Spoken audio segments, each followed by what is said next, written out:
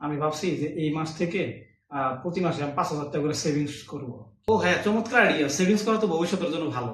আচ্ছা, সেভিংস যে করবো, সেভিংস এর জন্য কি করা যায়? ছোট একটা ব্যাংক কিনতে হবে না? সেভিংস করার জন্য তো একটা ব্যাংক থাকা দরকার, তাহলে সেভিংস এর জন্য ডেডিকেশনটা আসবে। আচ্ছা, ছোট ব্যাংকটা যে কিনবো, ব্যাংকটা যে রুমের মধ্যে রাখবো, এটা কি সব রুমের মধ্যে মানাবে? ব্যাংকটা রুমের মধ্যে মানাবে কিনা এটা চিন্তা করতে গেলে তো তাহলে রুমের ডেকোরেশন আপডেট করতে হয়। রুমের ডেকোরেশন বলতে হলে তো ফার্নিচারও চেঞ্জ করতে হবে। নতুন ফার্নিচার নতুন ফ্ল্যাটে ভালো মানায়। ফ্ল্যাটের কথা ভাবতে গেলে তো গাড়ির কথা ভাবতে হয়, কারণ অফিসে যাওয়ার জন্য একটা গাড়ি লাগে। গাড়ি হলে তো ট্রাভেলিং ব্লগও বানানো যাবে।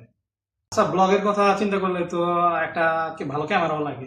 ক্যামেরা হলে তো ছোটখাটো একটা স্টুডিও লাগে, আবার স্টুডিও করতে গেলে স্টুডিও লাইটিং লাগে। এতক্ষণ যা চিন্তা ভাবনা করলাম, মাসে 5,000 টাকা সেভিংস করার বদলে এখন তো দেখি আমার 5 লাখ টাকা খরচের হিসাব। তাহলে এসবের মধ্যে টাকা জমানোটা শুরু করবো কবে?